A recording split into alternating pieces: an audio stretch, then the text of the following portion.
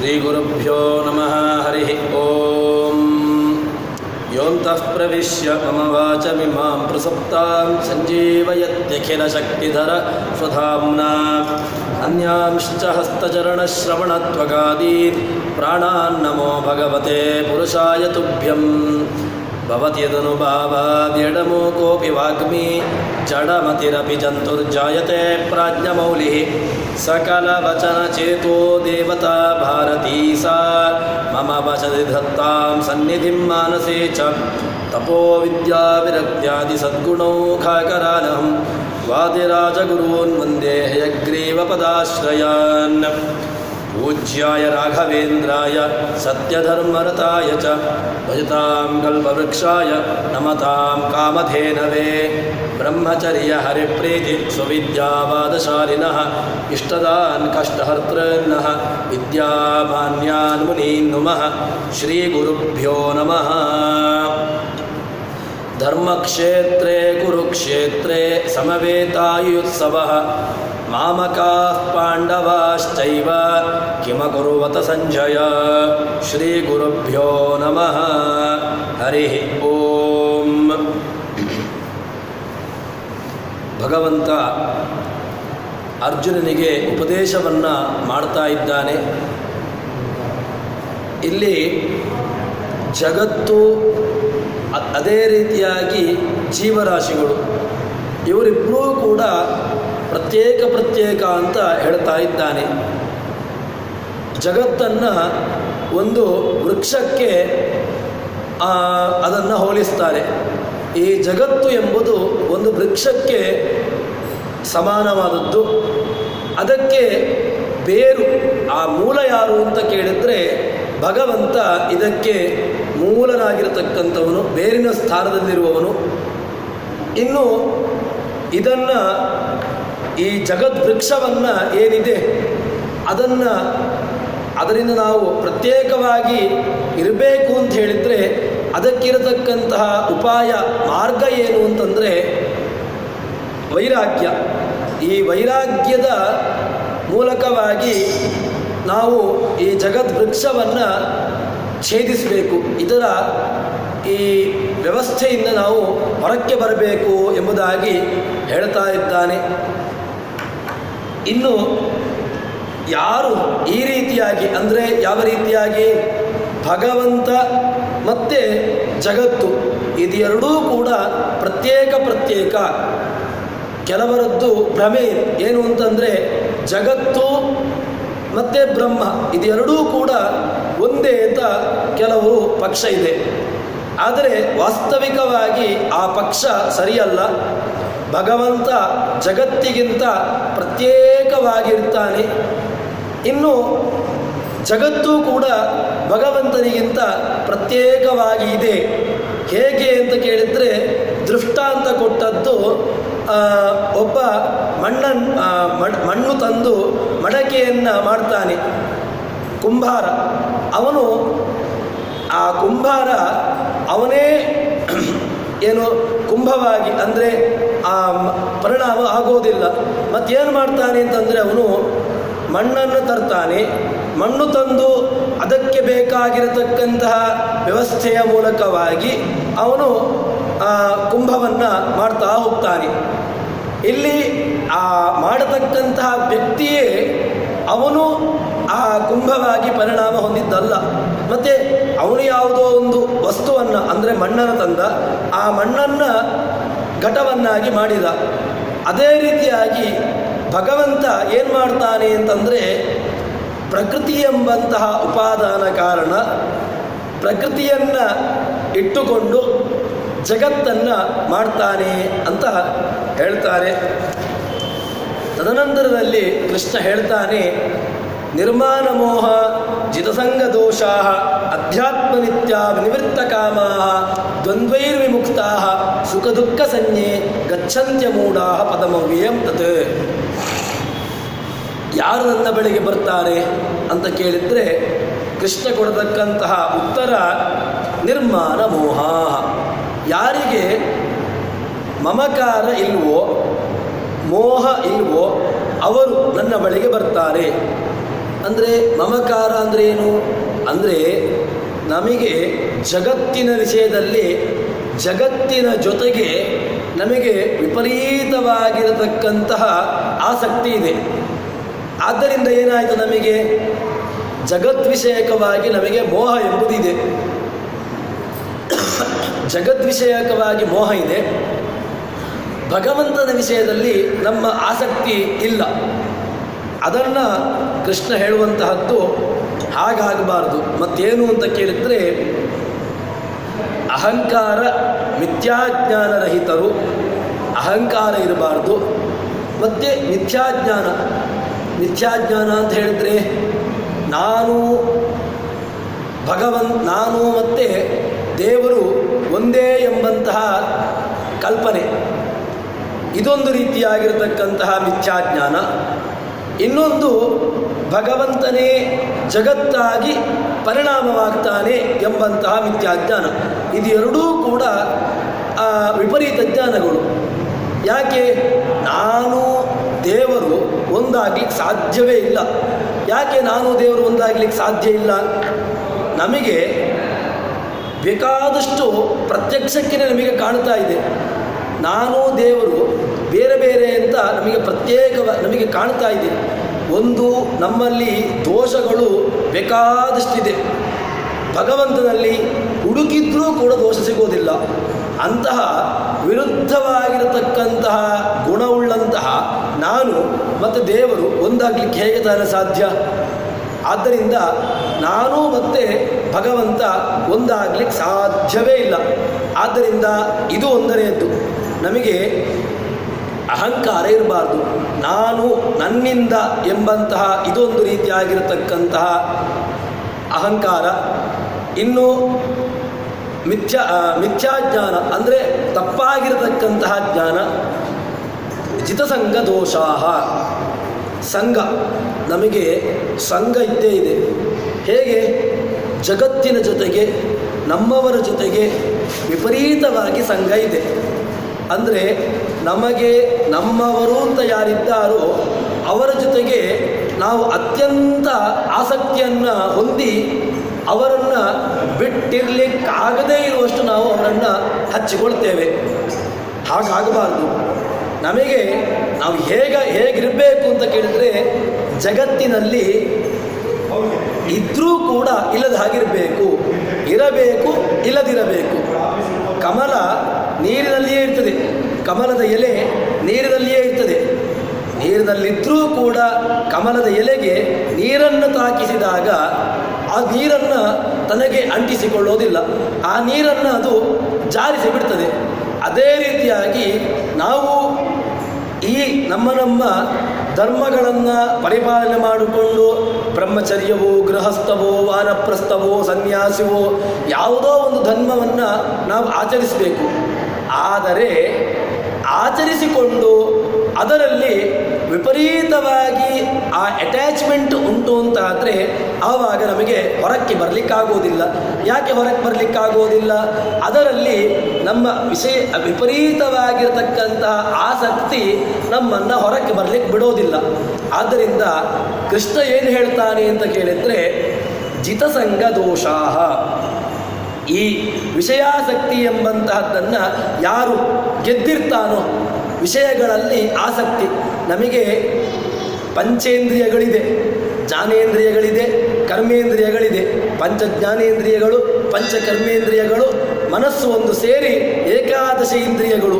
ಅದಕ್ಕೋಸ್ಕರವಾಗಿ ಏಕಾದಶಿ ದಿವಸ ಉಪವಾಸ ಯಾಕೆ ಮಾಡಬೇಕು ಅಂತ ಕೇಳಿದರೆ, ಈ ಏಕಾದಶಿ ಇಂದ್ರಿಯಗಳಿಂದ ಮಾಡಿರತಕ್ಕಂತಹ ದೋಷದ ನಿವೃತ್ತಿಗೋಸ್ಕರವಾಗಿ ಏಕಾದಶಿ ದಿವಸ ಉಪವಾಸವನ್ನು ನಮಗೆ ಪ್ರಾಚೀನರು ವಿಧಿಸಿದ್ದು. ಈ ನಿಟ್ಟಿನಲ್ಲಿ ಅದನ್ನು ಕೃಷ್ಣ ಹೇಳ್ತಾನೆ, ವಿಷಯಾಸಕ್ತಿಯನ್ನು ನಾವು ಯಾವತ್ತೂ ಬಿಡಬೇಕು.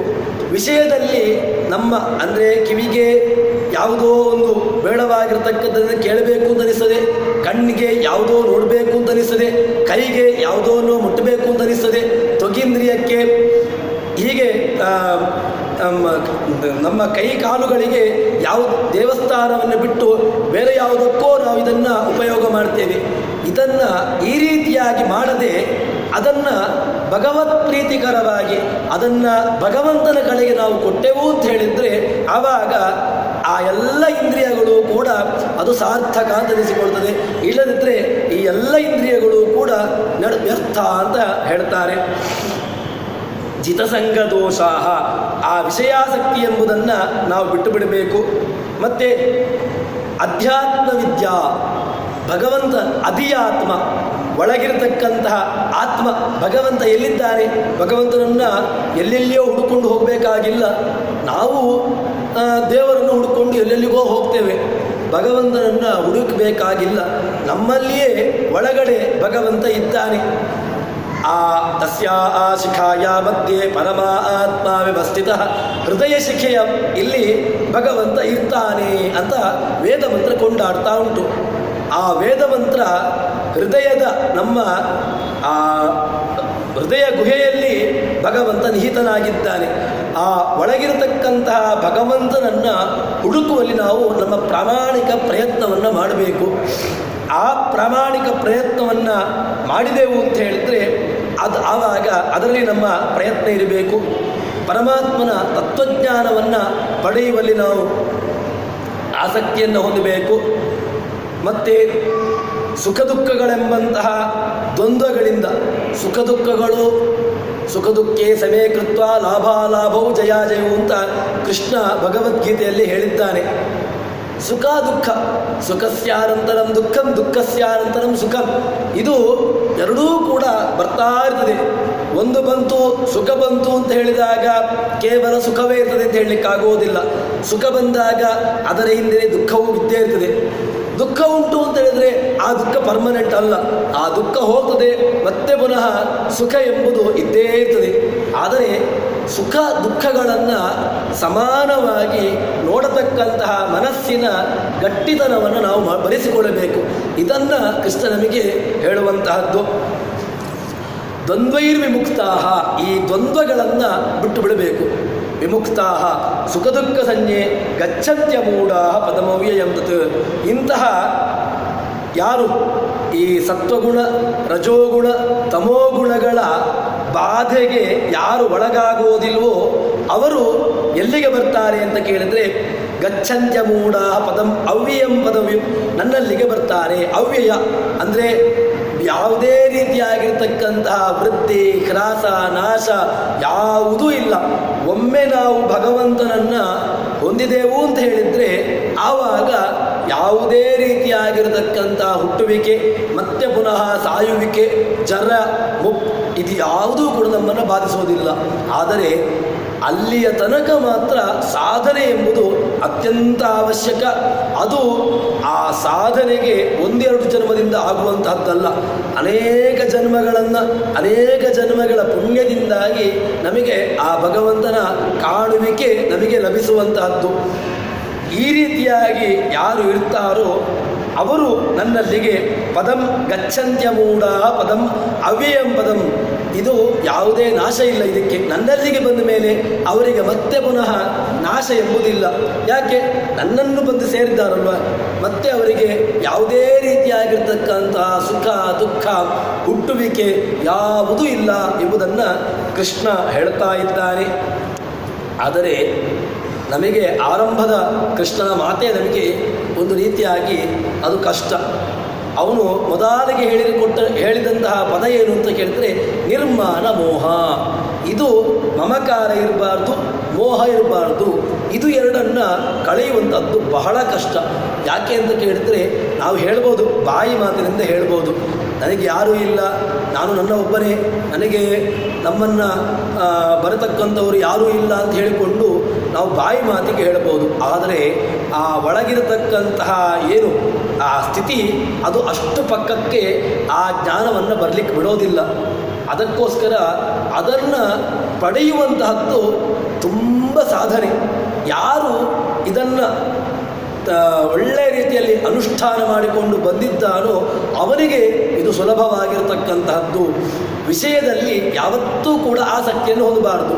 ನಮ್ಮವರು, ನಾನು, ನನ್ನದು ಅಂತ ಒಂದು ಏನು ಆ ವ್ಯವಸ್ಥೆಗೆ ಒಂದು ಪಕ್ಷ ನಾವು ಒಗ್ಗಿಕೊಂಡೆವು ಅಂತ ಹೇಳಿದರೆ ಆವಾಗ ಭಗವಂತ ನಮ್ಮಿಂದ ತುಂಬ ದೂರಕ್ಕೆ ಹೋಗ್ತಾನೆ.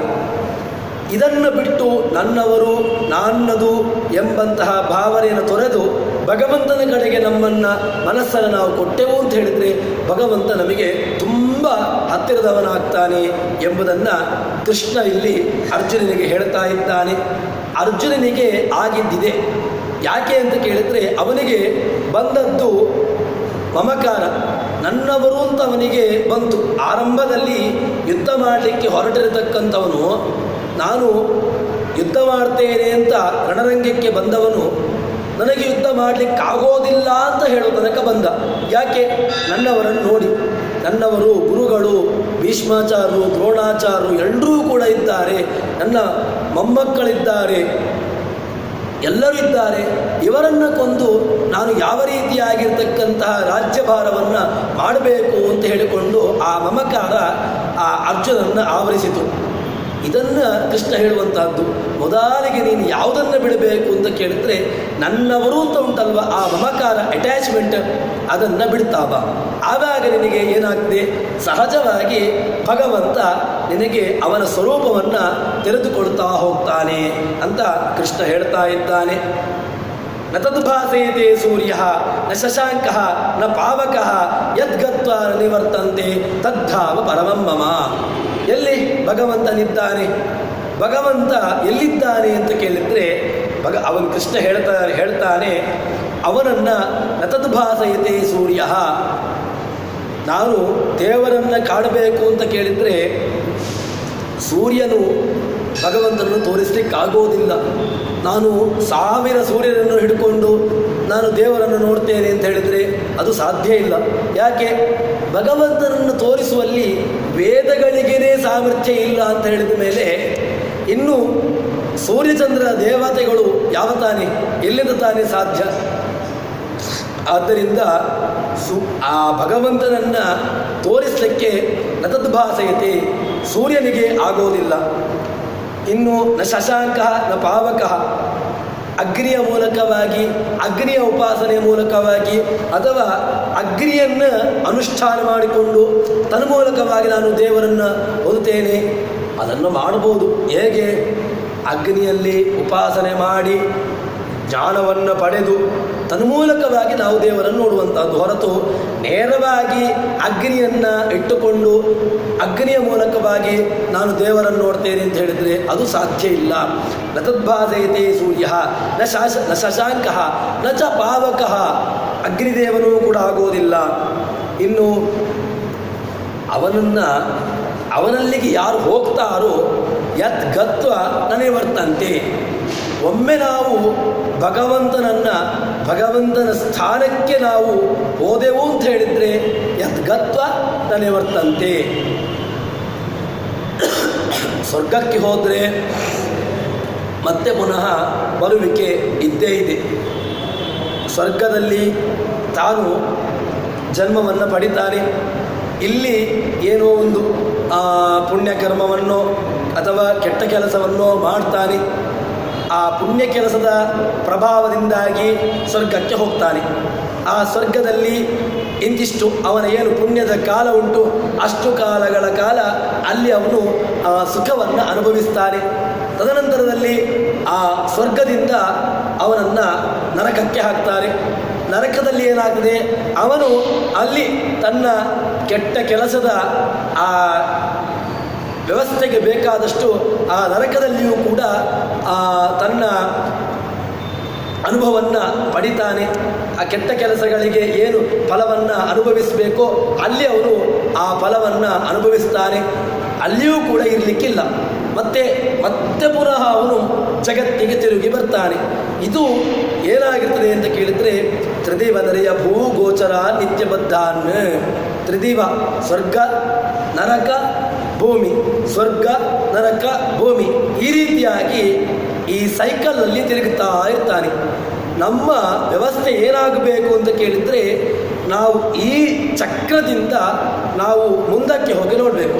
ಏನು ಮುಂದಕ್ಕೆ ಹೋಗೋದು ಅಂತ ಕೇಳಿದರೆ ಹುಟ್ಟುವಿಕೆ ಮತ್ತು ಸ್ವರ್ಗ ನರಕ ಹುಟ್ಟುವಿಕೆ ಈ ಮೂರನ್ನು ಬಿಟ್ಟು ಎಲ್ಲಿ ಹೋದರೆ ಮತ್ತೆ ಪುನಃ ಹುಟ್ಟಿಲು ಅಲ್ಲಿಗೆ ಹೋಗಲಿಕ್ಕೆ ನೋಡಬೇಕು.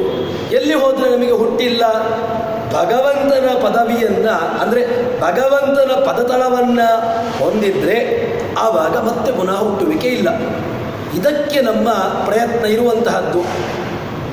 ಧರ್ಮಾರ್ಥ ಕಾಮ ಮೋಕ್ಷಾಖ್ಯ ಚತುರ್ವಿಧ ಪುಣ್ಯ ಪುರುಷಾದಿತ್ಯರ್ಥಂ ಅಂತ ಹೇಳಿಕೊಂಡು ನಾವು ಸಂಕಲ್ಪವನ್ನು ಮಾಡ್ತೇವೆ. ನಮ್ಮ ಸಂಕಲ್ಪ ಏನು? ಮೋಕ್ಷ. ಆ ಚೆನ್ನಾಗಿ ಹೋಗುವಿಕೆ ಎಲ್ಲಿಂದ? ನಾವು ಇಲ್ಲಿಂದ ಹೋಗ್ತೇವೆ, ಚೆನ್ನಾಗಿ ಹೋಗೋದಿಲ್ಲ. ನಾವು ಚೆನ್ನಾಗಿ ಹೋಗೋದು ಯಾವಾಗ ಅಂತ ಕೇಳಿದರೆ, ಯಾವಾಗ ನಾವು ಈ ಸೈಕಲನ್ನು ಬಿಟ್ಟು ನಾವು ಮುಂದಕ್ಕೆ ಭಗವಂತನ ಸ್ಥಳಕ್ಕೆ ಆ ಮೋಕ್ಷಕ್ಕೆ ನಾವು ಯಾವಾಗ ಹೋಗ್ತೇವೆಯೋ ಆವಾಗ ನಮಗೆ ಚೆನ್ನಾಗಿ ಹೋಗುವಿಕೆ. ಇಲ್ಲದಿದ್ದರೆ ನಾವು ಯಾವತ್ತೂ ಕೂಡ ಈ ಚಕ್ರದಲ್ಲಿಯೇ ನಾವು ತಿರುಗ್ತಾ ಇರ್ತೇವೆ. ಅದನ್ನು ಹೇಳುವಂತಹದ್ದು ಯದ್ಗತ್ವ, ನನ್ನಲ್ಲಿಗೆ ಬಂದು ಸೇರಿದರೆ ನನಗೆ ಬರ್ತಂತೆ, ಮತ್ತ ಪುನಃ ನಿವೃತ್ತಿ ಇಲ್ಲ. ನಚ ಪುನರಾವರ್ತತೆ ನಚ ಪುನರಾವರ್ತತೆ. ಇದನ್ನು ವ್ಯಾಸರು ಬ್ರಹ್ಮಸೂತ್ರದಲ್ಲಿಯೂ ಕೂಡ ನಚ ಪುನರಾವರ್ತತೆ ಅಂತ ಸೂತ್ರದಲ್ಲಿ ಹೇಳ್ತಾರೆ. ಯಾರು ಭಗವಂತನನ್ನು ಹೊಂದುತ್ತಾರೋ ಅವರಿಗೆ ಮತ್ತೆ ಪುನಃ ಹುಟ್ಟುವಿಕೆ ಇಲ್ಲ. ಆದ್ದರಿಂದ ನಮ್ಮ ಪ್ರಯತ್ನ ಯಾವುದಕ್ಕಿರಬೇಕು ಅಂತ ಕೇಳಿದರೆ, ಆ ಭಗವಂತನನ್ನು ಪಡೆಯುವಲ್ಲಿ, ಭಗವಂತನನ್ನು ಕಾಣುವಲ್ಲಿ ನಮ್ಮ ಪ್ರಯತ್ನವಿರಬೇಕು ಎಂಬುದಾಗಿ ಕೃಷ್ಣ ಹೇಳ್ತಾನೆ. ಯದ್ಗತ್ವಾ ನಿವರ್ತಂತೆ ತತಧಾಮ. ಅದು ನನ್ನ ಮನೆ. ನನ್ನ ಮನೆಗೆ ಬಂದ ಮೇಲೆ ಯಾವತ್ತೂ ಕೂಡ ಹೊರಗೆ ಬರಲಿಕ್ಕಿಲ್ಲ. ಯಾಕೆ? ನನ್ನ ಮನೆಯಲ್ಲಿ ಚೆನ್ನಾಗಿರ್ತಾರೆ. ಯಾವೆಲ್ಲ ಜೀವರಾಶಿಗಳು ಒಳ್ಳೆಯ ಸಾಧನೆಯನ್ನು ಮಾಡಿಕೊಂಡಿರ್ತಾರೋ ಅವರು ನನ್ನ ಮನೆಗೆ ಬರ್ತಾರೆ. ಅಂತಹ ನನ್ನ ಮನೆಗೆ ಬಂದ ಮೇಲೆ ಮತ್ತೆ ಪುನಃ ಅವರನ್ನು ಜಗತ್ತಿಗೆ ನಾನು ಕಳಿಸೋದಿಲ್ಲ ಎಂಬುದಾಗಿ ಕೃಷ್ಣ ಹೇಳ್ತಾನೆ. ತದ್ಧಾಮವರಮಮ್ಮ, ಅಂತಹ ಉತ್ತಮವಾಗಿರ್ತಕ್ಕಂತಹ ಸ್ವರೂಪ ನನ್ನದ್ದಾಗಿದೆ ಎಂಬುದಾಗಿ ಕೃಷ್ಣ ಅರ್ಜುನನಿಗೆ ಹೇಳ್ತಾ ಇದ್ದಾನೆ. ಇನ್ನು ಮಮೈವಾಂಶೋ ಜೀವಲೋಕೆ ಜೀವಭೂತ ಸನಾತನಃ ಮನಶ್ಚಷ್ಟಾನಿ ಇಂದ್ರಿಯಾಣಿ ಪ್ರಕೃತಿ ಸ್ಥಾನಿ ಕರ್ಷತಿ. ಹೇಳ್ತಾನೆ ಕೃಷ್ಣ, ಈ ಮಮೈವಾಂಶ ಜೀವಭೂತಃ. ನಾವು ಅಷ್ಟಾಕ್ಷರದಲ್ಲಿ ಒಂದು ಧ್ಯಾನ ಇದೆ. ಬಿಂಬೋಸಿ ಪ್ರತಿಬಿಂಬೋಸ್ಮಿ ತವಯದ್ಯಪಿ ಚಾಂದನಂ ಸ್ವಾಮಿನ್ ನಿರ್ದೋಷಮದ್ದೋಷಂ ವಿರೇಚಯ ನಮೋಸ್ತುತೆ ಅಂತ ಭಗವಂತನನ್ನು, ನಾರಾಯಣ ರೂಪದಲ್ಲಿರ್ತಕ್ಕಂತಹ ಭಗವಂತನನ್ನು ಸ್ತೋತ್ರ ಮಾಡತಕ್ಕಂತಹದ್ದು. ಬಿಂಬೋಸಿ ಪ್ರತಿಬಿಂಬೋಸ್ಮಿ. ನಮಗೆ ಬಿಂಬರು ಯಾರು? ನಮಗೆ ನಾವೆಲ್ಲ ರಿಫ್ಲೆಕ್ಷನ್. ಯಾರು ರಿಫ್ಲೆಕ್ಷನ್? ನಮಗೆ ಕನ್ನಡಿಯಲ್ಲಿರ್ತಕ್ಕಂತಹ ರಿಫ್ಲೆಕ್ಷನ್ ಮಾತ್ರ ಗೊತ್ತು. ನಮಗೆ ಕನ್ನಡಿಯಲ್ಲಿರ್ತಕ್ಕಂತಹ ರಿಫ್ಲೆಕ್ಷನ್ ಅದು ವಿರುದ್ಧವಾಗಿದೆ. ನಾವು ಪೂರ್ವಾಭಿಮುಖವಾಗಿ ನಿಂತುಕೊಂಡು ನೋಡಿದರೆ ಅದು ದಕ್ಷಿಣಾಭಿಮುಖವಾಗಿರ್ತದೆ. ಅದು ಆದರೆ ಪಶ್ಚಿಮಾಭಿಮುಖವಾಗಿರ್ತದೆ. ಭಗವಂತ ನಮಗೆ, ನಾವು ದೇವರ ಪ್ರತಿಬಿಂಬ. ಭಗವಂತ ನಮಗೆಲ್ಲರಿಗೂ ಕೂಡ ಬಿಂಬಸ್ಥಾನದಲ್ಲಿರ್ತಕ್ಕಂಥವನು. ಆದ್ದರಿಂದ ನಮ್ಮ ಆ ಬಿಂಬರೂಪಿಯಾಗಿರ್ತಕ್ಕಂತಹ ಭಗವಂತನನ್ನು ಕಾಣುವಲ್ಲಿ ನಮ್ಮ ಪ್ರಯತ್ನ ಇರಬೇಕು. ಮಮೈವಾಂಶೋ ಜೀವಲೋಕೆ. ಕೃಷ್ಣ ಹೇಳ್ತಾನೆ, ಬ್ರಹ್ಮ ರುದ್ರಾದಿಗಳು, ಶೇಷ ಇವರೆಲ್ಲರೂ ಕೂಡ ನನ್ನ ಅಂಶ.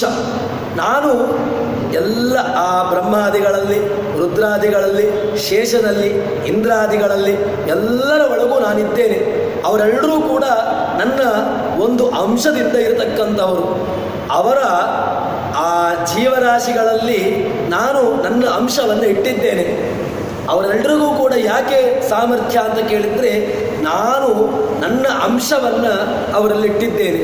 ಅದಕ್ಕೋಸ್ಕರ ಅವರಿಗೆ ಆ ಸಾಮರ್ಥ್ಯ ಇರುವಂತಹದ್ದು. ಇದನ್ನು ಕೃಷ್ಣ ಹೇಳ್ತಾನೆ.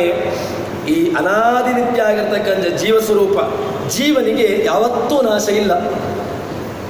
ದೇಹಕ್ಕೆ ನಾಶ ಇದೆ. ಯಾಕೆ? ದೇಹ ಇದು ಹುಟ್ಟುತ್ತದೆ, ಜೀವನಿಗೆ ಯಾವ ಕಾಲಕ್ಕೂ ನಾಶ ಇಲ್ಲ. ಈ ದೇಹದಿಂದ ಜೀವ ಹೋದಾಗ ದೇಹ ಇರ್ತದೆ, ಹಾಗೆ ಇರ್ತದೆ.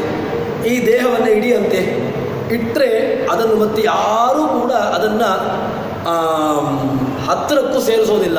ಯಾಕೆ? ಅಲ್ಲಿ ಯಾವುದೇ ರೀತಿಯಾಗಿರ್ತಕ್ಕಂತಹ ಚೈತನ್ಯ ಇಲ್ಲ. ಅಲ್ಲಿ ಚೈತನ್ಯ ಯಾಕಿತ್ತು?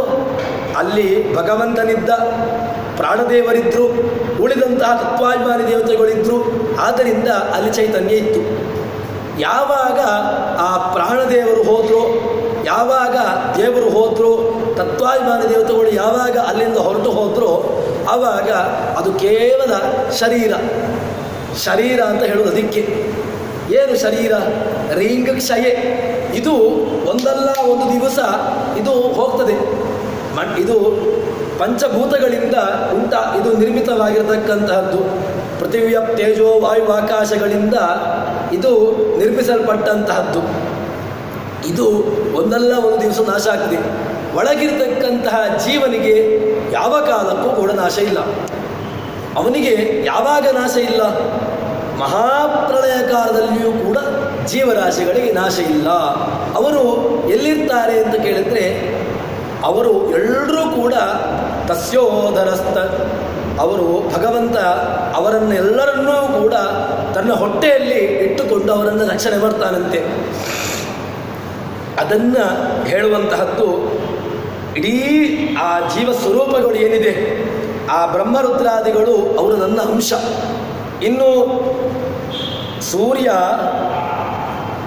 ಸೂರ್ಯನ ಪ್ರಕಾಶ ಏನಿದೆ ಅದು ಭಗವಂತನ ಪ್ರಕಾಶದ ಮುಂದೆ ಅದು ಏನೂ ಅಲ್ಲ. ಯಾಕೆ?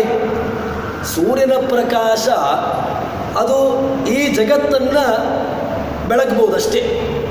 ಆದರೆ ಭಗವಂತನ ಪ್ರಕಾಶ ಆ ಜಗತ್ತಿನ ಪ್ರಕಾಶಕ್ಕಿಂತಲೂ ಎಲ್ಲ ಲೋಕಗಳನ್ನು 14 ಲೋಕಗಳನ್ನು ಕೂಡ ಪ್ರಕಾಶ ಮಾಡಿ ಅದಕ್ಕಿಂತಲೂ ಕೂಡ ಮಿಗಿಲಾಗಿರತಕ್ಕಂತಹ ಪ್ರಕಾಶ ಭಗವಂತನದ್ದು. ಈ ಸೂರ್ಯನದ್ದಾಗಲಿ ಅಥವಾ ಚಂದ್ರನದ್ದಾಗಲಿ ಅಥವಾ ಏನೆಲ್ಲ ಪ್ರಕಾಶಗಳು ಅಂತ ಏನೆಲ್ಲ ಇದೆ, ಆ ಪ್ರಕಾಶಗಳು ಎಲ್ಲವೂ ಕೂಡ ಭಗವಂತನಿಂದ ದತ್ತವಾಗಿರತಕ್ಕಂತಹ. ವಾಸ್ತವಿಕವಾಗಿ ಅದರಲ್ಲಿ ಯಾವುದೇ ರೀತಿಯಾಗಿರ್ತಕ್ಕಂತಹ ಪ್ರಕಾಶತ್ವ ಇಲ್ಲ. ಭಗವಂತ ಅವುಗಳಲ್ಲಿ ಕೊಟ್ಟಿದ್ದಾನೆ. ಆ ಭಗವಂತನ ನಿಮಿತ್ತವಾಗಿ ಅವುಗಳೆಲ್ಲವೂ ಕೂಡ ಪ್ರಕಾಶಿಸ್ತಾ ಉಂಟು. ಭಗವಂತನ ಪ್ರಕಾಶದ ಮುಂದೆ ಸೂರ್ಯನ ಪ್ರಕಾಶ ಅದು ಕೇವಲ ಒಂದು ಮಿಣುಕು ಹುಳ. ಏನು ಒಂದು ಕ್ಷಣಕ್ಕೆ ಬೆಳಗತಕ್ಕಂತಹ ಮಿಣುಕು ಹುಳ ಏನಿದೆ ಆ ರೀತಿಯಾಗಿರ್ತಕ್ಕಂತಹ ಪ್ರಕಾಶ ಸೂರ್ಯನದ್ದು. ನಮಗೆ ಭಗವಂತನನ್ನು ವರ್ಣನೆ ಮಾಡುವಾಗ ಹೇಳ್ತಾರೆ, ಅನಂತ ಸೂರ್ಯರ ಪ್ರಕಾಶಗಳು ಹೇಗಿರಬಹುದೋ ಆ ರೀತಿಯಾಗಿರತಕ್ಕಂತಹ ಪ್ರಕಾಶ ಭಗವಂತನದ್ದು ಅಂತ. ನಮಗೆ ಒಂದು ಸೂರ್ಯನ ಪ್ರಕಾಶವನ್ನೇ ಈಗ ತರ್ಕೊಳ್ಳಿಕ್ಕಾಗ್ತಾ ಇಲ್ಲ. ಇನ್ನು ಅನಂತ ಸೂರ್ಯನ ಪ್ರಕಾಶವನ್ನು ಕಲ್ಪನೆ ಮಾಡಲಿಕ್ಕೂ ಸಾಧ್ಯ ಇಲ್ಲ. ಅಂತಹ ಪ್ರಕಾಶ ಭಗವಂತನಲ್ಲಿ ಉಂಟು ಅಂತ ಅವನನ್ನು ಸ್ತೋತ್ರ ಮಾಡುವಾಗ ಹೇಳ್ತದೆ. ಅದನ್ನು ಹೇಳ್ತಾರೆ,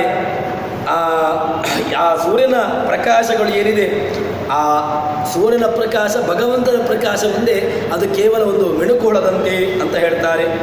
ಇನ್ನು ನಾವು ಅದಕ್ಕೋಸ್ಕರ ಯಾರನ್ನು ಆಶ್ರಯಿಸಬೇಕು ಅಂತ ಕೇಳಿದರೆ ನಾವು ಆಶ್ರಯಿಸಬೇಕು ಭಗವಂತನನ್ನು ಆಶ್ರಯಿಸಬೇಕು. ಮಮೈವಾಂಶೋ ಮನಶ್ಚಷ್ಟಾಂದ್ರಿ ಇಂದ್ರಿಯಾಣಿ ಪ್ರಕೃತಿ ಸ್ಥಾನೆ ಕರ್ಷತಿ. ಈ ಭಗವಂತನನ್ನು ನಾವು ಆಶ್ರಯಿಸಿಕೊಂಡ್ರೆ ಮಾತ್ರ ಈ ಸಂಸಾರ ಎಂಬಂತಹ ಏನು ವೃಕ್ಷ ಇದೆ ಅದನ್ನು ಛೇದನ ಮಾಡಲಿಕ್ಕಾಗ್ತದೆ. ಕೇವಲ ನಾವು ಯಾರ್ಯಾರು ಆ ದೇವತೆಗಳನ್ನು ನಾವು ಆಶ್ರಯ ಪ್ರವಾಹದಲ್ಲಿ ಹೋಗ್ತಾ ಇದ್ದೇವೆ. ಒಂದು ವೇಳೆ ನಮಗೆ ಪ್ರವಾಹ ಇದೆ ಅಂತ ಇಟ್ಕೊಳ್ಳುವ, ಆ ಪ್ರವಾಹ ಇದೆ ಅಂತ ಹೇಳುವಾಗ ಆ ಪ್ರವಾಹದಲ್ಲಿ ಕೊಚ್ಚಿ ಹೋಗ್ತಾ ಇರುವಾಗ ಒಂದು ದಪ್ಪವಾಗಿರತಕ್ಕಂತಹ ಒಂದು ಗಟ್ಟಿಮುಟ್ಟಾಗಿರತಕ್ಕಂತಹ ಪದಾರ್ಥವನ್ನು ಆಶ್ರಯಿಸಬೇಕೇ ಹೊರತು ಯಾವುದೋ ಒಂದು ಕಡ್ಡಿಯನ್ನು ಇಟ್ಕೊಂಡು ನಾನು ಬದುಕ್ತೇನೆ ಅಂತ ಹೇಳಿದ್ರೆ ಅದು ಮೂರ್ಖತನ. ಅದೇ ರೀತಿಯಾಗಿ ನಾವು ಈ ಜಗತ್ತು ಎಂಬ ಇದರಿಂದ ನಾವು ಹೊರಕ್ಕೆ ಬರಬೇಕು ಅಂತ ಹೇಳಿದರೆ ಇದಕ್ಕೆ ನಾವು ಯಾರನ್ನು ಆಶ್ರಯಿಸಬೇಕು ಅಂತ ಕೇಳಿದರೆ ಭಗವಂತನನ್ನು ಆಶ್ರಯಿಸಬೇಕು. ಯಾವುದೋ ದೇವತೆಗಳನ್ನು ಉಪಾಸನೆ ಮಾಡಿಕೊಂಡು ಅನ್ಯ ದೇವತೆಯನ್ನು ಉಪಾಸನೆ ಮೂಲಕವಾಗಿ ನನಗೆ ಈ ಸಂಸಾರದಿಂದ ಮುಕ್ತಿ ಸಿಗ್ತದೆ ಅಂತ ಹೇಳಿದರೆ ಅದು ಸಾಧ್ಯವೇ ಇಲ್ಲ. ನೀವು ಸಂಸಾರದಿಂದ ನಿಮಗೆ ಮುಕ್ತಿ ಬೇಕು, ಸಂಸಾರದಿಂದ ನೀವು ಚೆನ್ನಾಗಿ ಹೊರಕ್ಕೆ ಹೋಗಬೇಕು, ನಿಮಗಿರತಕ್ಕಂತಹ ಮಾರ್ಗ ಯಾವುದು ಅಂತ ಕೇಳಿದರೆ ನಿಮಗೆ ದೇವರು ಮಾತ್ರ ಹೊರತು ಬೇರೆ ಯಾವ ದೇವತೆಗಳನ್ನು ಉಪಾಸನೆ ಮಾಡಿದರೂ ಕೂಡ ನಿಮಗೆ ಈ ಸಂಸಾರ ಎಂಬ ವೃಕ್ಷದಿಂದ ನಿಮಗೆ ಬೇರೆ ಬರಲಿಕ್ಕಾಗುವುದಿಲ್ಲ. ಅದನ್ನೇ ಕೃಷ್ಣ ಹೇಳ್ತಾನೆ, ನನ್ನನ್ನು ಯಾರು ಆಶ್ರಯಿಸ್ತಾರೋ ಅವರಿಗೆ ಈ ಜಗದ್ವೃಕ್ಷವನ್ನು ನಾನು ಛೇದನೆ ಮಾಡ್ತೇನೆ. ಇನ್ನು ಎಲ್ಲ ಜೀವರಾಶಿಗಳು ಕೂಡ ಭಗವಂತನ ಅಂಶ ಅಂತಾಯಿತು. ಇನ್ನು ಅಲ್ಲಿರತಕ್ಕಂತಹ ಮನಶ್ಚಷ್ಟಾನಿಂದ್ರಿಯಾಣಿ, ಮನಸ್ಸನ್ನು ಸೇರಿಸಿ 5 ಇಂದ್ರಿಯಗಳು, ಅಲ್ಲಿಗೆ 6 ಆಯಿತು.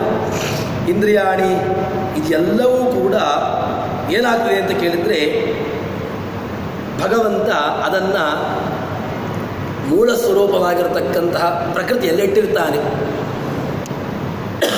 ಆ ಮೂಲ ಸ್ವರೂಪದಲ್ಲಿ ಆಗಿರತಕ್ಕ ಪ್ರಕೃತಿಯನ್ನು ಇಟ್ಟು ಅದನ್ನು ಹುಟ್ಟತಕ್ಕಂತಹ ಕಾಲಕ್ಕೆ ಅದನ್ನು ಆಯಾಯ ಜೀವರಾಶಿಗಳಿಗೆ ಅದನ್ನು ನೀಡ್ತಾನೆ.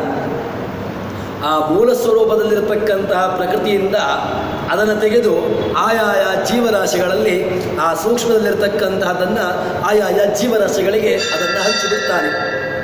ಇನ್ನು ಆ ಮೂಲ ಸ್ವರೂಪದಿಂದ ಅದನ್ನು ತರ್ತಾನೆ ಈ ಕಡೆಗೆ. ಇನ್ನು ಏನು ಸ್ಥಿತಿಕಾಲದಲ್ಲಿ ಆಗುವಾಗ ಏನು ಮಾಡ್ತಾನೆ ಅಂತ ಕೇಳಿದರೆ ಆ ಎಲ್ಲವೂ ಕೂಡ ಏನಾಗ್ತದೆ, ಆ ವಿಷಯ ಪದಾರ್ಥಗಳು ನಮಗೆಲ್ಲವೂ ಕೂಡ ತ್ವಗೇಂದ್ರಿಯ, ಚಕ್ಷುರೇಂದ್ರಿಯ, ಘ್ರಾಣೇಂದ್ರಿಯ ಎಲ್ಲವೂ ಕೂಡ ನಮ್ಮನ್ನು ಆಯಾಯ ಪದಾರ್ಥಗಳಿಗೆ ಕಡೆಗೆ ನಮ್ಮನ್ನು ಇಳಿತಾ ಹೋಗ್ತದೆ. ಆವಾಗ ಆ ಮರಣಕಾಲದಲ್ಲಿ ಆ ಎಲ್ಲವನ್ನೂ ಕೂಡ ತೆಗೆದುಕೊಂಡು ಹೋಗಿ ಆ ಪ್ರಕೃತಿಯ ಜೊತೆಗಿರ್ತಾನೆ. ಇನ್ನು ಅದನ್ನು ಹುಟ್ಟುವ ಕಾಲಕ್ಕೆ ಏನು ಮಾಡ್ತಾನೆ, ಆ ಎಲ್ಲವನ್ನೂ ತಂದು ಆಯಾಯ ಜೀವರಾಶಿಗಳಲ್ಲಿ ಅದನ್ನು ನೀಡ್ತಾನೆ. ಹೀಗೆ ಆ ಭಗವಂತ ಎಲ್ಲವನ್ನೂ ಕೂಡ ಸೂಕ್ಷ್ಮವಾಗಿರಿಸಿ ತತ್ತತ್ ಜೀವರಾಶಿಗಳಿಗೆ ಅದನ್ನು ನೀಡುವಂತಹ ಕೆಲಸವನ್ನು ಭಗವಂತ ಮಾಡ್ತಾನೆ. ಇಲ್ಲಿ ಕಿಂಚಿತ್ ಸಾದೃಶ್ಯ ಭಗವಂತ ಎಲ್ಲ ರೂಪಗಳಿಗೂ ಕೂಡ ನಮಗೆ ಯಾವುದೇ ಒಂದು ಇಂದ್ರಿಯ ಕೆಲಸ ಮಾಡಬೇಕು ಅಂತ ಹೇಳಿದರೆ ಅದರಲ್ಲಿ ಒಂದು ತತ್ವಾಭಿಮಾನಿ ದೇವತೆಗಳು ಬೇಕು, ತತ್ವಾಭಿಮಾನಿ ದೇವತೆಗಳು ಇರಲೇಬೇಕು. ಆದರೆ ಅದಕ್ಕಿಂತಲೂ ಕೂಡ ಮುಖ್ಯವಾಗಿ ಯಾರಿರಬೇಕು ಅಂತ ಕೇಳಿದರೆ ಪ್ರಾಣದೇವರು, ದೇವರು, ಈ ಇಬ್ಬರು ಅಂತೂ ಆಯಾಯ ಇಂದ್ರಿಯಗಳಲ್ಲಿ ಇರಲೇಬೇಕು. ಈ ಇಬ್ಬರು ಇಲ್ಲ ಅಂತ ಹೇಳಿದರೆ ಆಯಾಯ ಇಂದ್ರಿಯದಿಂದ ತತ್ತತ್ ಕೆಲಸಗಳು ಆಗಲಿಕ್ಕೆ ಸಾಧ್ಯವೇ ಇಲ್ಲ. ಎಲ್ಲ ಇಂದ್ರಿಯಗಳಿಗೂ ಕೂಡ ಪ್ರೇರಕ ಯಾರು ಅಂತ ಕೇಳಿದರೆ ಅದು ಭಗವಂತನೇ. ಏನು ಮಾಡ್ತಾನೆ ಅಂತ ಕೇಳಿದರೆ ಅವನು ಆಯಾಯ ಇಂದ್ರಿಯಗಳಲ್ಲಿದ್ದುಕೊಂಡು ಆಯಾಯ ವಿಷಯದಲ್ಲಿದ್ದುಕೊಂಡು ಅದನ್ನು ಜೀವರಾಶಿಗಳಿಗೆ ಪ್ರೇರಿಸುವಂತೆ ಮಾಡ್ತಾನೆ, ಅದರ ವಿಷಯಗಳ ಜ್ಞಾನವನ್ನು ಬರುವಂತೆ ಮಾಡ್ತಾನೆ. ಈಶ್ವರಸ್ತು ಯದಾ ಸ್ವಸ್ಯ ಶರೀರಂ ವಿಶತಿ ಪ್ರಭು ಮನಶ್ಚಷ್ಟಾನೇಂದ್ರಿಯಾಣಿ ಪ್ರಕೃತಿ ಸ್ಥಾನಿ ಕಲುಷತಿ ಶಬ್ದಾದೀನಂತ ಆ ಭಾಷ್ಯವನ್ನು ಹೇಳ್ತಾರೆ. ಎಲ್ಲವೂ ಕೂಡ ಭಗವಂತನ ಅಧೀನವಾಗಿದ್ದುಕೊಂಡು ಈ ಕೆಲಸವನ್ನು ಮಾಡುವಂತಹದ್ದು. ನಾವು ಇಂದ್ರಿಯಗಳ ನಮ್ಮ ಹತೋಟಿಯಲ್ಲಿ ಇಂದ್ರಿಯಗಳಿರಬೇಕು. ಒಂದು ವೇಳೆ ಇಂದ್ರಿಯಗಳ ಕೈಗೆ ನಮ್ಮ ಮನಸ್ಸು ಹೋಯಿತು ಅಂತ ಹೇಳಿದರೆ ಆವಾಗ ಎಲ್ಲವೂ ಕೂಡ ಅಸ್ತವ್ಯಸ್ತಕ್ಕೆ ಕಾರಣವಾಗ್ತದೆ. ಮನಸ್ಸನ್ನು ಯಾವಾಗ ಇಟ್ಟುಕೊಂಡು ಉಳಿದಂತಹ ಎಲ್ಲ ಇಂದ್ರಿಯಗಳನ್ನು ಕೂಡ ಆ ಮನಸ್ಸಿನ ಹತೋಟಿಯಲ್ಲಿಟ್ಟುಕೊಂಡು ನಾವು ನಮ್ಮ ಕೆಲಸವನ್ನು ಮಾಡ್ತಾ ಹೋದೆವು ಅಂತ ಹೇಳಿದರೆ ನಮಗೆ ಆವಾಗ ಆ ಇಂದ್ರಿಯಗಳಿಂದ ಯಾವುದೇ ರೀತಿಯಾಗಿರತಕ್ಕಂತಹ ಹಾನಿ ಇಲ್ಲ. ಇಲ್ಲದಿದ್ದರೆ ಆ ಮನಸ್ಸು ತನ್ನ ಹಿಡಿತದಲ್ಲಿಲ್ಲ, ಇಂದ್ರಿಯಗಳು ತೊಂದರೆ ಹಿಡಿತದಿಲ್ಲ ಅಂತ ಹೇಳಿದರೆ ಎಲ್ಲವೂ ಕೂಡ ಒಂದಕ್ಕೊಂದು ಅವ್ಯವಸ್ಥೆಗೆ ಅದು ಕಾರಣವಾಗಿದೆ ಎಂಬುದಾಗಿ ಕೃಷ್ಣ ಹೇಳ್ತಾನೆ. ಶರೀರ ಯದವಾಪ್ನೋತಿ ಇಚ್ಛಾಪ್ಯುತ್ಕ್ರಾಮತೀಶ್ವರ ಗೃಹೀತ್ವೈತಾನಿ ಸಂಯಾತಿ ವಾಯುರ್ಗಂಧ ನಿವಾಶಯಾತ್. ಕೃಷ್ಣ ಹೇಳ್ತಾನೆ, ಪರಮಾತ್ಮ ಈ ದೇಹದಲ್ಲಿ ಪರಮಾತ್ಮನಿರ್ತಾನೆ. ಪರಮಾತ್ಮ ಯಾವಾಗ ಈ ಶರೀರದಲ್ಲಿ ಇರ್ತಾನೋ ಆವಾಗ ಆ ಎಲ್ಲ ಇಂದ್ರಿಯಗಳಲ್ಲೂ ಕೂಡ ತತ್ತದ್ದೇವತೆಗಳ ಕ್ರಿಯೆಗಳು ಆಗ್ತಾ ಹೋಗ್ತದೆ. ಒಂದು ಪ್ರಸಿದ್ಧವಾಗಿರತಕ್ಕಂತಹ ಉಪನಿಷತ್ತಿನ ಕಥೆಯನ್ನು ಹೇಳ್ತಾರೆ. ತತ್ವಾಭಿಮಾನಿ ದೇವತೆಗಳಲ್ಲಿ ಅದೇ ರೀತಿಯಾಗಿ ಪ್ರಾಣದೇವರಲ್ಲಿ ಒಂದು ಸ್ಪರ್ಧೆ ಏರ್ಪಡ್ತದೆ. ತತ್ವಾಭಿಮಾನಿ ದೇವತೆಗಳು ದೊಡ್ಡವರು ಅಥವಾ ಪ್ರಾಣದೇವರು ದೊಡ್ಡವರು ಅಂತ ಒಂದು ಶರೀರವನ್ನು ಇಡ್ತಾರೆ. ಆ ಶರೀರದಲ್ಲಿ ತತ್ವಾಭಿಮಾನಿ ದೇವತೆಗಳು ಒಂದು ಆ ಶರೀರದಲ್ಲಿ ದೇವರು ಇರ್ತಾರೆ, ಪ್ರಾಣದೇವರು ಇರ್ತಾರೆ, ತತ್ವಾಭಿಮಾನಿ ದೇವತೆಗಳು ಇರ್ತಾರೆ. ಆವಾಗ ಅದೆಲ್ಲವೂ ಕೂಡ ಆಯಾಯ ಇಂದ್ರಿಯಗಳು ಸರಿಯಾಗಿರ್ತಕ್ಕಂತಹ ಕೆಲಸವನ್ನು ಮಾಡ್ತಾ ಇರ್ತದೆ. ಕಣ್ಣಿನಿಂದ ಅಗ್ನಿ ಸೂರ್ಯ ಹೊರಕ್ಕೆ ಬಂದರು, ಕಿವಿಯಿಂದ ಶ್ರವಣೇಂದ್ರಿಯದ ಅಭಿಮಾನಿ ದೇವತೆ ಹೊರಗೆ ಬಂದ, ಕೈಯಿಂದ ಜಯಂತ, ಹೀಗೆ ಎಲ್ಲರೂ ಕೂಡ ಹೊರಕ್ಕೆ ಬಂದರು. ಆದರೆ ದೇಹ ಬೀಳಲಿಲ್ಲ. ಯಾಕೆ? ಆಯಾಯ ಇಂದ್ರಿಯಗಳು ತತ್ತತ್ ಕೆಲಸಗಳನ್ನು ಮಾಡುವುದು ನಿಲ್ಲಿಸಿದಷ್ಟೇ. ಕಿವಿ ಕೇಳಲಿಲ್ಲ, ಕಣ್ಣು ನೋಡಲಿಲ್ಲ, ಕೈ ಯಾವುದೇ ರೀತಿಯಾಗಿರತಕ್ಕಂತಹ ಕೆಲಸವನ್ನು ಮಾಡಲಿಲ್ಲ, ಕಾಲು ಯಾವುದೇ ಒಂದು ದೇವಸ್ಥಾನಕ್ಕಾಗಲಿ ಅಥವಾ ಕ್ರಿಯೆಯನ್ನು ಮಾಡಲಿಲ್ಲ ಅಷ್ಟೇ. ಆದರೆ ಶ್ವಾಸೋಚ್ಛ್ವಾಸ ಎಂಬುದಿತ್ತು ಅದರಲ್ಲಿ. ಅದರಿಂದ ಪ್ರಾಣದೇವರು ಹೊರಕ್ಕೆ ಬಂದರು, ದೇಹ ಬಿತ್ತು. ಸಹಜವಾಗಿ ಆಯಾಯ ದೇವತೆಗಳು ಎಲ್ಲರೂ ಕೂಡ ಅದರಲ್ಲಿ ಪ್ರವೇಶ ಮಾಡಿದ್ರು. ದೇಹ ಹೇಳಲಿಲ್ಲ. ಕಣ್ಣಿನಿಂದ ಅಭಿಮಾನಿ ದೇವತೆ ಬಂದ, ಕಿವಿಯ ಅಭಿಮಾನಿ ದೇವತೆ ಬಂದ, ಕೈಯ ಅಭಿಮಾನಿ ದೇವತೆ ಬಂದ, ಕಾಲಿನ ಅಭಿಮಾನಿ ದೇವತೆ ಬಂದ, ಆದರೆ ದೇಹ ಹೇಳಲಿಲ್ಲ. ಅದರಲ್ಲಿ ಯಾವಾಗ ಪ್ರಾಣದೇವರು ಹೋಗಿ ಕೂತರೋ ದೇಹ ಎದ್ದಿತು, ದೇಹದಲ್ಲಿ ಚಲನೆ ಬಂದಿತು.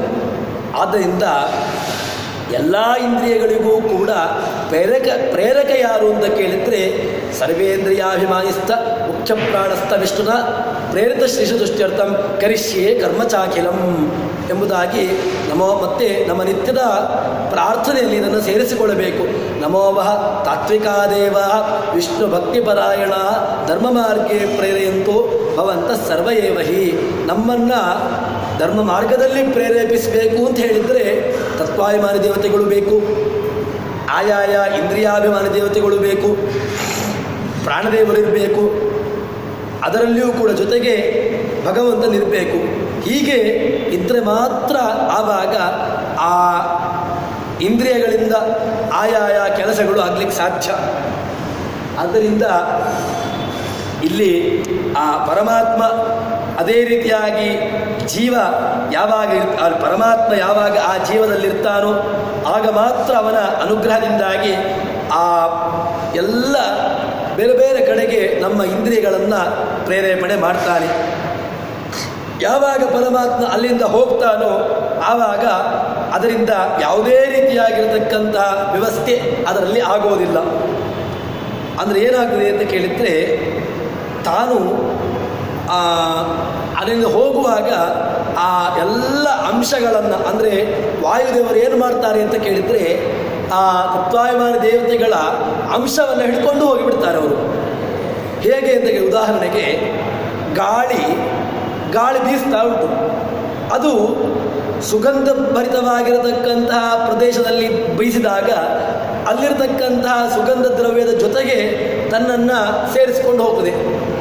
ಅಲ್ಲಿರತಕ್ಕಂತಹ ಸುಗಂಧದ ಭರಿತವಾಗಿರತಕ್ಕಂತಹ ಪರಾಗಗಳನ್ನು ತನ್ನ ಜೊತೆಗೆ ಸೇರಿಸಿಕೊಂಡು ಆ ಸುಗಂಧದ ವಾಸನೆಯನ್ನು ನಮಗೆ ತರಿಸಿಕೊಡ್ತದೆ. ಯಾವಾಗ ದುರ್ಗಂಧ ಭರಿತವಾಗಿರತಕ್ಕಂತಹ ಪ್ರದೇಶದಲ್ಲಿ ಬೀಸೋದು ಆವಾಗ ಅಲ್ಲಿರತಕ್ಕಂತಹ ದುರ್ಗಂಧದ ಪರಾಗಗಳನ್ನು ಬೀಸಿ ಅದು ತನ್ನ ಜೊತೆಗೆ ತಂದು ದುರ್ಗಂಧವನ್ನು ತರ್ತದೆ. ಅದೇ ರೀತಿಯಾಗಿ ವಾಯುದೇವರು ತಾನು ಅಲ್ಲಿಂದ ಶರೀರದಿಂದ ಎದ್ದು ಹೋಗುವಾಗ ಆ ಎಲ್ಲ ಅಂಶಗಳನ್ನು ಹಿಡ್ಕೊಂಡು ಅವರು ಅಲ್ಲಿಂದ ಎದ್ದು ಹೋಗ್ತಾರೆ. ತಾನು ತನ್ನ ಲೋಕಕ್ಕೆ ಅವರು ಹೋಗ್ತಾರೆ. ಅಂದರೆ ಏನಾಯಿತು ಅಂತ ಕೇಳಿದರೆ, ಎಲ್ಲದಕ್ಕೂ ಕೂಡ ಆ ಭಗವಂತನ ಅನುಗ್ರಹ ಬೇಕು. ಅದೇ ರೀತಿಯಾಗಿ ವಾಯುದೇವರ ಅನುಗ್ರಹವು ಕೂಡ ಅತ್ಯಂತ ಅವಶ್ಯಕ ಅಂತ ಹೇಳಿದಾಗಾಯಿತು. ಇನ್ನು ಜೀವನು ಸ್ವತಂತ್ರನಲ್ವ. ನಮಗೆ ಇದೊಂದು ಜೀವನೇ ಎಲ್ಲವನ್ನೂ ಕೂಡ ಮಾಡ್ತಾನೆ, ಯಾಕೆ ನೀವು ಸುಮ್ಮನೆ ದೇವರಂತ ಅರ್ತೀರಿ? ದೇವರು ಬೇಡ, ಜೀವನಿಗೆ ಎಲ್ಲವನ್ನೂ ಕೂಡ ಮಾಡುವಂತಹ ಸಾಮರ್ಥ್ಯವನ್ನು ಒಪ್ಪಿಕೊಳ್ಳಬಹುದಲ್ವಾ ಅಂತ ಹೇಳಿದರೆ ಹಾಗಾಗೋದಿಲ್ಲ. ಯಾಕೆ ಅಂತ ಕೇಳಿದರೆ, ಭಗವಂತ ಎಲ್ಲವನ್ನೂ ಕೂಡ ಅಲ್ಲಿದ್ದುಕೊಂಡು ಯಾವಾಗ ಶರೀರವನ್ನು ಭಗವಂತ ಹೊಂದುತ್ತಾನೋ ಆವಾಗ ಅಲ್ಲಿ ಬರ್ತಾನೆ. ಯಾವಾಗ ಭಗವಂತ ಅಲ್ಲಿಂದ ಹೋಗ್ತಾನೋ ಯದ್ಯದಾ ಶರೀರಂ ಅವಾಪ್ನೋತಿ ಉತ್ಕ್ರಾಮತಿ ಜೀವ ಸದಾ ಈಶ್ವರೇವಯತಾನಿ ಗೃಹೀತ್ವಾ ಸಂಯಾತಿ. ಭಗವಂತ ಬರುವಾಗ ತನ್ನ ಜೊತೆಗೆ ಜೀವವನ್ನು ತಂದಿಡ್ತಾನೆ. ಯಾವಾಗ ಭಗವಂತ ಹೋಗ್ತಾನೋ ತನ್ನ ಜೊತೆಗೆ ಜೀವವನ್ನು ಕೊಂದು ಹೋಗ್ತಾನೆ. ಆದ್ದರಿಂದ ಜೀವನಿಗೆ ಯಾವುದೇ ರೀತಿಯಾಗಿರ್ತಕ್ಕಂತಹ ಸ್ವಾತಂತ್ರ್ಯ ಇಲ್ಲವೇ ಇಲ್ಲ. ಜೀವನು ಪೂರ್ಣವಾಗಿ ಅವನು ಅಸ್ವತಂತ್ರ. ಜೀವನಲ್ಲಿ ಯಾವುದೇ ರೀತಿಯಾಗಿರ್ತಕ್ಕಂತಹ ಕೆಲಸಗಳು ಅದು ಸ್ವತಂತ್ರವಾಗಿ ಆಗೋದಿಲ್ಲ ಎಂಬುದಾಗಿ ಹೇಳ್ತಾರೆ. ತದನಂತರದಲ್ಲಿ ಕೃಷ್ಣ ಹೇಳ್ತಾನೆ, ಗೃಹೀತ್ವೈತಾರ ಸಂಯಾತಿ ವಾಯುರ್ಗಂಧಾದಿವಾಶಯಾತ್. ಆ ವಾಯುವಿನ ಜೊತೆಗೆ ತನ್ನ ಸುಗಂಧಭರಿತವಾಗಿರತಕ್ಕಂತಹ ಪರಾಗಗಳನ್ನು ಹೇಗೆ ಕೊಂಡಾಗ್ತಾನೋ ಅದೇ ರೀತಿಯಾಗಿ ದೇವರು ಕೂಡ ಜೀವನನ್ನು ಕರ್ಕೊಂಡು ಹೋಗ್ತಾರೆ ಎಂಬುದಾಗಿ ಹೇಳ್ತಾರೆ. ಶ್ರೋತ್ರಂ ಚಕ್ಷು ಸ್ಪರ್ಶನಂಚ ರಸನಂ ಘ್ರಾಣಮೇವ ಚ ಅಧಿಷ್ಠಾಯ ಮನಶ್ಚಾಯಂ ವಿಷಯಾನುಪಸೇವತೆ. ಭಗವಂತ ಏನು ಮಾಡ್ತಾನೆ ಅಂತ ಕೇಳಿದರೆ, ಶ್ರೋತ್ರ ಚಕ್ಷು ಸ್ಪರ್ಶ ರಸನ ಘ್ರಾಣ ಎಲ್ಲದರಲ್ಲಿಯೂ ಕೂಡ ಇದ್ದುಕೊಂಡು ಅವನು ಅದೆಲ್ಲವನ್ನು ಕೂಡ ತಿಂತಾನೆ. ಅಂದರೆ ಒಂದು ಪ್ರಶ್ನೆ, ಈಗ ಭಗವಂತನಿಗೆ ಹಾಗಾದರೆ ತಿನ್ನಲಿಕ್ಕಿಲ್ಲ. ಭಗವಂತನಿಗೆ ತಿನ್ನಬೇಕು ಅಂತ ಹೇಳಿದರೆ ಯಾವುದೋ ಒಬ್ಬರನ್ನು ಜೀವನನ್ನು ಇಟ್ಟುಕೊಳ್ಬೇಕು. ಅವನು ಜೀವನನ್ನು ಆಶ್ರಯಿಸಿಕೊಂಡು, ಅಂದರೆ ನಮ್ಮ ಜೊತೆಗಿದ್ದುಕೊಂಡು ಅವನಿಗೆ ನೋಡಬೇಕು ಅಂತ ಹೇಳಿದರೆ ನಮ್ಮ ಕಣ್ಣಲ್ಲಿ ಬಂದು ಕೂತ್ಕೊಳ್ಬೇಕು. ಅವನಿಗೆ ಕೇಳಬೇಕು ಅಂತ ಹೇಳಿದರೆ ನಮ್ಮ ಕಿವಿಯಲ್ಲಿ ಬಂದು ಕೂತ್ಕೊಳ್ಬೇಕು. ಅವನೇನಾದರೂ ಮುಟ್ಟಬೇಕು ಅಂತ ಹೇಳಿದರೆ ಅವನು ನಮ್ಮ ಕೈಯಲ್ಲಿ ಬಂದು ಕೂತ್ಕೊಳ್ಬೇಕು. ಇದು ನಮಗೆ ಈ ರೀತಿಯಾಗಿ ಪ್ರಶ್ನೆ ಬರ್ತದೆ. ಭಗವಂತನಿಗೆ ಅವನಿಗೆ ಸ್ವಾತಂತ್ರ್ಯ ಇಲ್ಲ. ಅವನಿಗೆ ಯಾವ ಗ್ರಾಚಾರ? ಭಗವಂತನಿಗೆ ಯಾವುದೇ ರೀತಿಯಾಗಿ ಸ್ವತಂತ್ರವಾಗಿ ಮಾಡಲಿಕ್ಕಾಗೋದಿಲ್ಲ ಅಂತಾದರೆ ಅವನು ನಮ್ಮಲ್ಲಿ ಜೊತೆಗಿದ್ದುಕೊಂಡು ಅವನು ನೋಡಬೇಕು, ಅವನು ಕೇಳಬೇಕು, ಅವನು ತಿನ್ನಬೇಕು ಅಂತ ಹೇಳಿದರೆ ನೀವು ಅವನನ್ನು ಯಾಕಾದರೂ ನಮಸ್ಕಾರ ಮಾಡಬೇಕು ಅಥವಾ ಅವನಿಗೋಸ್ಕರ ಯಾಕಾದರೂ ಇಷ್ಟೊಂದು ಸಾಧನೆಯನ್ನು ಮಾಡಬೇಕು? ಅದಕ್ಕೆ ಹೇಳ್ತಾರೆ, ಆ ರೀತಿಯಾಗಿ ಅಲ್ಲ. ಕೃಷ್ಣ ಏನು ಹೇಳ್ತಾನೆ ಅಂತ ಕೇಳಿದರೆ, ಶ್ರೋತ್ರಂ ಚಕ್ಷು ಸ್ಪರ್ಶನಂಚ ರಸನಂ ಘ್ರಾಣಮೇವ ಚ ಅಧಿಷ್ಠಾಯ ಮನಶ್ಚಾಯಂ ವಿಷಯಾನುಪಸೇವತೆ. ಭಗವಂತ ಎಲ್ಲ ಇಂದ್ರಿಯಗಳಲ್ಲಿ ಇರ್ತಾನೆ. ಅದರಿಂದ ಏನು ಮಾಡ್ತಾನೆ ಅಂತ ಕೇಳಿದರೆ, ನಾವು ದೇವರಿಗೆ ನೈವೇದ್ಯವನ್ನು ಮಾಡ್ತೇವೆ. ನಾವು ದೇವರಿಗೆ ನೈವೇದ್ಯವನ್ನು ಮಾಡುವಾಗ ಏನು, ದೇವರಿಗೆ ಯಾಕೆ ನಾವು ನೈವೇದ್ಯವನ್ನು ಮಾಡ್ತೇವೆ ಅಂತ ಕೇಳಿದರೆ, ಅವನೇನಾದರೂ ತಿಂತಾನ? ಒಂದು ಪಕ್ಷ ದೇವರು ಏನಾದರೂ ತಿಂತಿದ್ದ ಅಂತಾದರೆ ನಾವು ನೈವೇದ್ಯವನ್ನು ಮಾಡುವಂತಹ ಪ್ರಕ್ರಿಯೆ ಇಲ್ಲ ಅಂತ ಆಗ್ತಿತ್ತು. ಭಗವಂತ ಹಾಗೆ ಮಾಡೋದಿಲ್ಲ. ಮತ್ತೇನು ಮಾಡ್ತಾನೆ ಅಂತ ಕೇಳಿದರೆ, ಅಲ್ಲಿರ್ತಕ್ಕಂತಹ ಭಗವಂತ ಎಲ್ಲದರಲ್ಲೂ ಇರ್ತಾನೆ. ಆ ಎಲ್ಲ ಏನು ಪದಾರ್ಥಗಳಿದೆ ಅಲ್ಲಿರ್ತಕ್ಕಂತಹ ಪದಾರ್ಥಗಳಲ್ಲಿ ತನ್ನ ರೂಪ ಇದೆ. ಸ್ವಾಖ್ಯರಸ ಅಂತ ಹೇಳ್ತಾರೆ ಅದಕ್ಕೆ. ಏನು ಸ್ವಾಖ್ಯರಸ ಅಂತ ಹೇಳಿದರೆ, ಭಗವಂತ ಆ ಮಾಡಿರತಕ್ಕಂತಹ ಪದಾರ್ಥಗಳಲ್ಲಿರ್ತಾನೆ. ಅಲ್ಲಿರ್ತಕ್ಕಂತಹ ರೂಪವನ್ನು ತಾನು ಐಕ್ಯ, ನಾವು ಏನು ಚಿಂತನೆ ಮಾಡುವುದು, ಅಲ್ಲಿರತಕ್ಕಂತಹ ಭಗವಂತನ ರೂಪವು ಆ ಮೂಲ ರೂಪದಲ್ಲಿರ್ತಕ್ಕಂತಹ ಭಗವಂತನ ರೂಪವು ಅದು ಒಂದೇ, ಅದು ಐಕ್ಯ, ಒಂದೇ ಎಂಬಂತಹ ಚಿಂತನೆ. ಇದನ್ನೇ ನೈವೇದ್ಯದ ಕಲ್ಪನೆ. ಇಲ್ಲಿ ಈಗ ಶ್ರೋತ್ರೇಂದ್ರಿಯ, ಚಕ್ಷುರೇಂದ್ರಿಯ, ಸ್ಪರ್ಶನೇಂದ್ರಿಯ, ರಸನೇಂದ್ರಿಯ, ಘ್ರಾಣೇಂದ್ರಿಯ, ಈ ಎಲ್ಲ ಇಂದ್ರಿಯಗಳಲ್ಲೂ ಭಗವಂತನಿರ್ತಾನೆ. ಏನು ಮಾಡ್ತಾನೆ? ಆಯಾಯ ಇಂದ್ರಿಯಗಳಲ್ಲಿದ್ದುಕೊಂಡು ಅದಕ್ಕೆ ವಿಷಯಗಳನ್ನು ಕೊಡ್ತಾನೆ. ನಾವು ಕೇಳಬೇಕು ಅಂತ ಹೇಳಿದರೆ ಭಗವಂತ ಇಲ್ಲಿರಬೇಕು, ಆವಾಗ ನಮಗೆ ಕೇಳಲಿಕ್ಕಾಗ್ತದೆ. ಭಗವಂತ ನಾಲಿಗೆಯಲ್ಲಿ ಇದ್ದುಕೊಂಡು ಆ ರುಚಿಯನ್ನು ಗ್ರಹಣೆ ಮಾಡಿದರೆ ಮಾತ್ರ ಆ ವಸ್ತುವಿನ ರುಚಿ ಬರಲಿಕ್ಕೆ ಸಾಧ್ಯ. ಇನ್ನು ನಾವು ನೋಡಬೇಕು ಅಂತ ಹೇಳಿದರೆ ನಮ್ಮ ಕಣ್ಣುಗಳಲ್ಲಿ ಈ ಭಗವಂತನಿರಬೇಕು. ಹೀಗಿದ್ದರೆ ಮಾತ್ರ ನಮಗೆ ಆ ವಸ್ತುವಿನ ಜ್ಞಾನ ಬರಲಿಕ್ಕೆ ಸಾಧ್ಯ. ಇದನ್ನು ಕೃಷ್ಣ ಹೇಳಿದ್ದು. ಆಯಾಯ ವಸ್ತುಗಳಲ್ಲಿ ಇದ್ದುಕೊಂಡು, ಆಯಾಯ ಇಂದ್ರಿಯಗಳಲ್ಲಿ ಇದ್ದುಕೊಂಡು ಜ್ಞಾನ ಬರುವಂತೆ ಭಗವಂತ ಪ್ರೇರೇಪಿಸ್ತಾನೆ. ಇದನ್ನು ಏನು ಮಾಡ್ತಾನೆ? ಆ ಶಬ್ದಾದಿಗಳನ್ನು ತಾನು ವಿಷಯಗಳನ್ನು ಭೋಗಿಸ್ತಾನೆ. ಹೊರತು ನಾವು ತಿನ್ನದ್ರಿಂದಾಗಿ, ನಾವು ನೋಡಿದ್ರಿಂದಾಗಿ ಅವನಿಗೆ ಯಾವುದೇ ರೀತಿಯಾಗಿರ್ತಕ್ಕಂತಹ ಉಪಕಾರ ಆಗಬೇಕಾಗಿಲ್ಲ. ಭಗವಂತ ನಾವು ಅವನಿಗೆ ಯಾವುದೇ ರೀತಿಯಾಗಿರ್ತಕ್ಕಂಥ ವ್ಯವಸ್ಥೆಯನ್ನು ನಾವು ಕೊಡಬೇಕು ಅಂತಿಲ್ಲ. ಭಗವಂತ ಸ್ವರವಣ. ಅವನಿಗೆ ಸುಖ ಬೇಕು ಅಂತ ಹೇಳಿದರೆ ಅವನು ತನ್ನಿಂದ ತಾನೇ ಸುಖವನ್ನು ಪಡ್ಕೊಳ್ಳಿಕ್ಕೆ ಸಾಧ್ಯ. ಅದಕ್ಕೋಸ್ಕರವಾಗಿ ಇಂದ್ರಿಯದ್ವಾರ ಸೋಪಿ ಭುಂಕ್ತೆ ತದ್ಯ ಇಮೆ ವೀಣಾಯಾಂ ಗಾಯಂತಿ ಏತಂ ತೇ ಗಾಯಂತಿ ನವೈ ಅವಯೇತಾನ್ ಪಾಪಂ ಗಚ್ಚಂತಿ. ಭಗವಂತ ಅದಕ್ಕೆ ಬೇಕಾಗಿರತಕ್ಕಂತಹ ಶ್ರುತಿ ಪ್ರಮಾಣವನ್ನು ಹೇಳ್ತಾರೆ. ಹೇಗೆ ಅಂತ ಕೇಳಿದರೆ, ಭಗವಂತ ಇಂದ್ರಿಯಗಳ ಮೂಲಕವಾಗಿ ಆಯಾಯ ವಸ್ತುಗಳನ್ನು ಭೋಗಿಸ್ತಾನೆ. ಭಗವಂತ ಆಯಾಯ ಇದ್ದುಕೊಂಡು ಆ ವಿಷಯದ ಜ್ಞಾನವನ್ನು ಬರುವಂತೆ ಮಾಡ್ತಾನೆ. ಆದ್ದರಿಂದ ಭಗವಂತನಿಗೆ ಅದರಿಂದ ಉಂಟಾಗತಕ್ಕಂಥ ಅಶುಭ ಭೋಗವನ್ನು ಯಾವತ್ತೂ ಕೂಡ ಕಲ್ಪನೆ ಮಾಡಬಾರ್ದು. ನಾವು ಕೆಟ್ಟದ್ದನ್ನು ಕೇಳ್ತೇವೆ, ಕೆಟ್ಟದ್ದನ್ನು ನೋಡ್ತೇವೆ, ಕೆಟ್ಟದ್ದನ್ನು ಮುಟ್ಟುವಂತಹ ಪ್ರಯತ್ನವನ್ನು ಮಾಡ್ತೇವೆ.